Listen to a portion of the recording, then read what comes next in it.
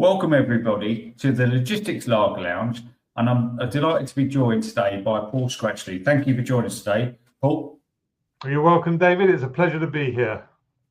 Nice to have a pint of you. I've got my pint of hot here in front of me, my favourite lager, which is great.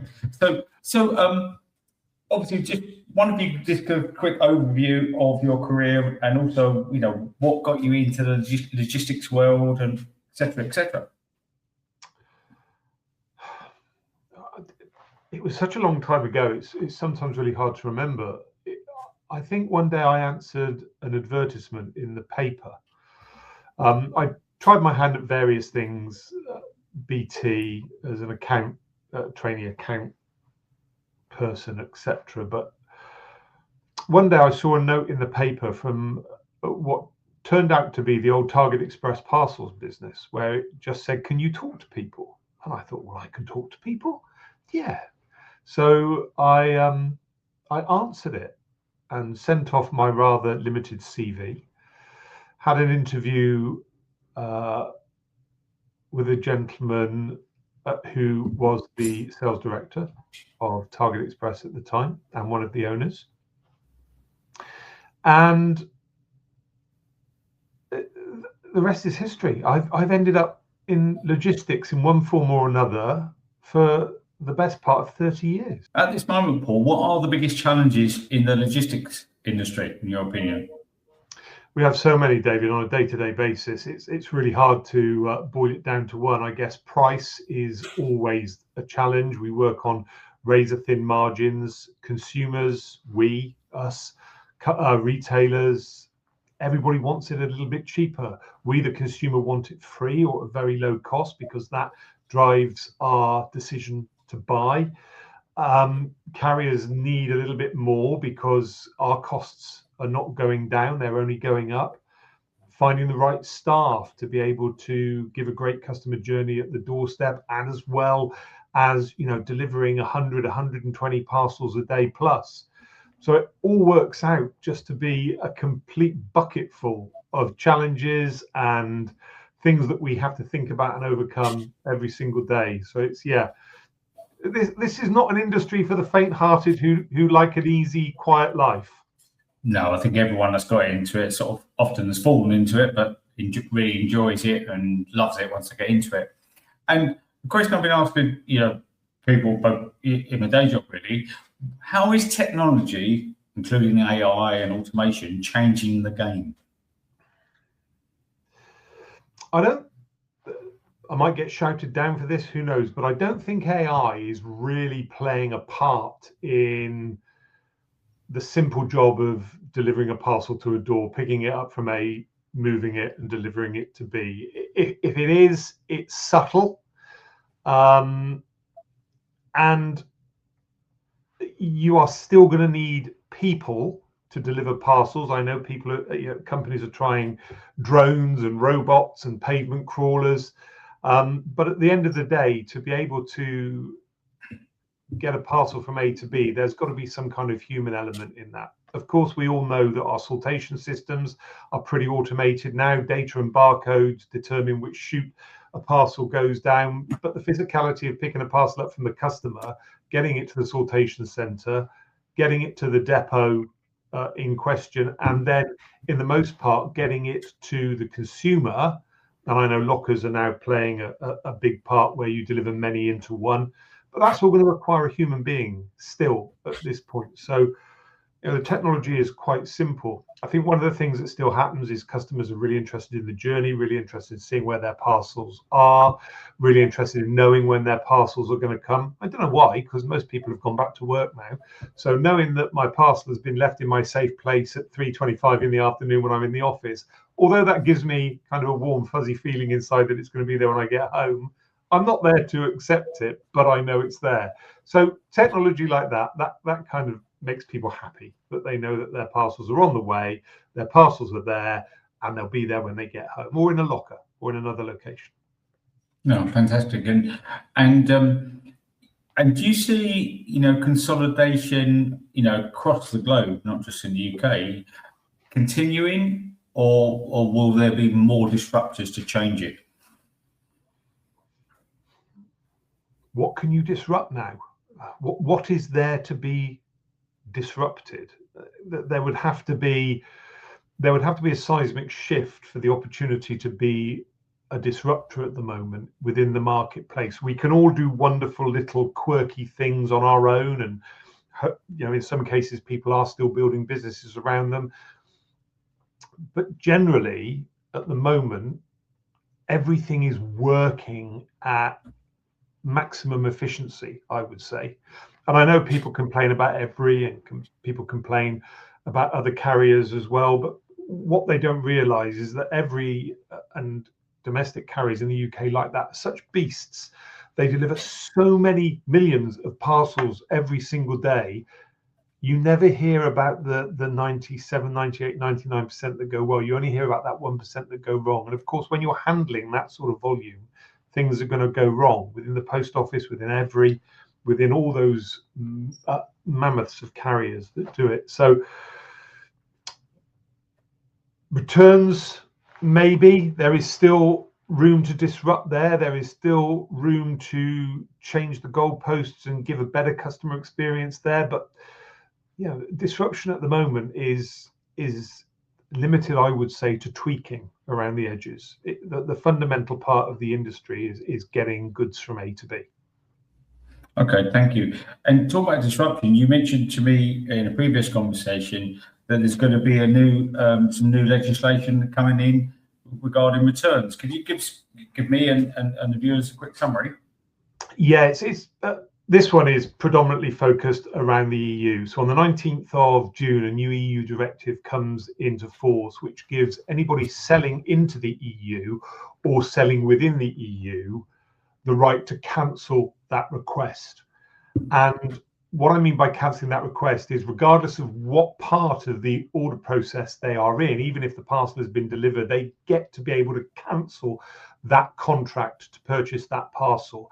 And it becomes the retailer's responsibility to make sure that there is a visual aid on the front and center on the website that shows the consumer they have that right to cancel, and then down to them to manage that return back to give that customer a great experience. A lot of companies are doing it now in one degree or another, but this is becoming EU legislation. So if you're selling into the EU, you've got to be prepared for customers to cancel, and it's going to affect the volume of returns that we get back. And there's no more hiding the returns link in 15 pages of FAQs or in the small print of your terms and conditions. You've basically got to put it front and center on your website to say, if you don't want this anymore, you can send it back, and it's our responsibility to get it back and to help you through that process. So yeah, there's huge changes. And do you think that will mean there'll be, as you said, potentially more returns, but do you think there'll be less dispatches? Will some companies decide the opportunity and the potential benefit is not worth all the hassle, for want of a better word, to do all that? Because returns are a challenge, aren't they? Particularly on low to medium value.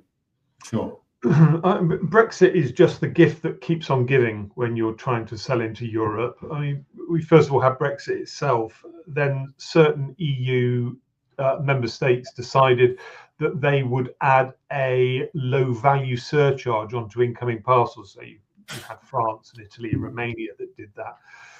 Then we've got coming the EU-wide low value surcharge on parcels, which horrendously is going to be per HS code, so per individual item in that shipment. So if you've got 3 unique items, €9 on top of your sales cost, your shipping and everything. Then you've got the returns added onto that. And by the end of 2028, the EU wants to be on a de minimis free HS code duty calculator that makes sure that regardless of the value, everything that goes into Europe from outside Europe is going to be similar to the USA. It's going to have a charge per HS code. You're going to have the returns on top of it. So yes, it's as I said, it is the gift that keeps on giving. I'm not sure what else they can bring in now, but to answer your question, of course, Retailers stopped selling into Europe when Brexit hit the first time. With all these additional charges going on, what European is going to come to a UK website and buy stuff when what they could buy a month or two ago for €10 has suddenly become 20? It's ridiculous. That they must look for it closer to home. So yeah, it's a real challenge for our UK retailers to sell into Europe, into our closest neighbours and biggest opportunity in terms of closeness of the market. Okay, no, well, thanks for explaining that. That's really useful. And obviously, you're obviously passionate about the logistics sector. So, if you describing it, what would make you advise people to come into the logistics sector, Paul?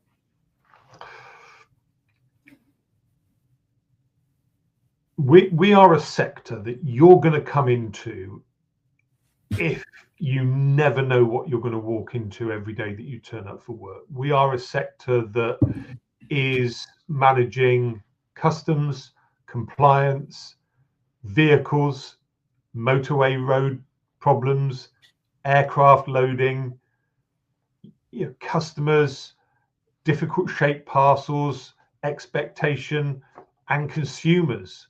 Why would you want to pay? That's kind of like a recipe to give yourself mental health problems 3 weeks into the job.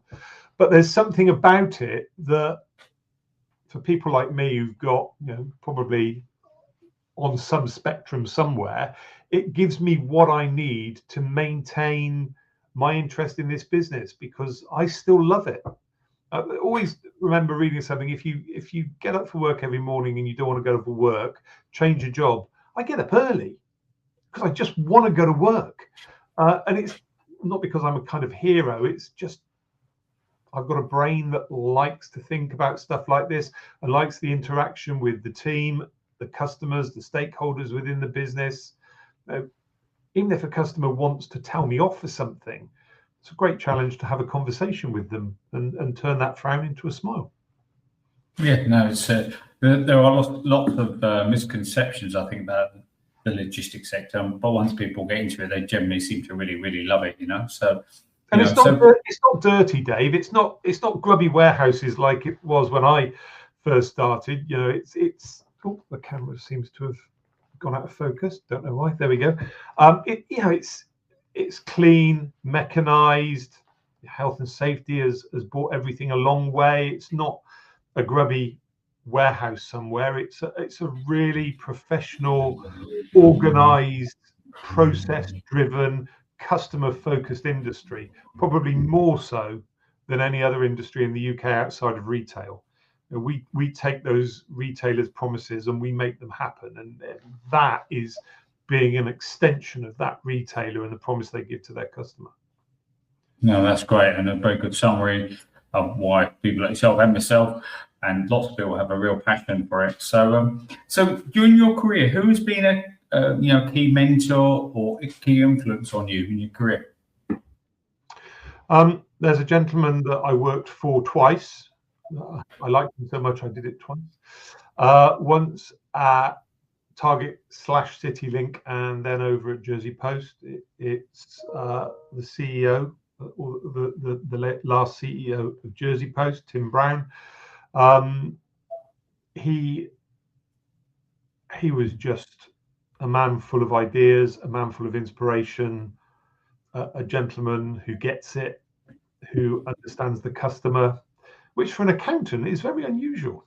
But he just had that drive and that passion and that ability to see it from the customer's perspective, which is really important, but the ability to see it from the business perspective as well. So when you work with somebody like that, who's a little bit crazy, a little bit mad, very focused, knows what he's talking about, and has worked through logistics all of his life as well. He's retired now, and I still keep in contact with him because it's amazing what he still knows and what he finds out that I might not have found out yet. Right, yeah, no, it's good. It's nice to have, nice to have people around you. And sort of last question: how can the logistics sector be seen as more appealing what could it do to attract, you know, people that have a desire to go into it, rather than a lot of people fall into it and love it?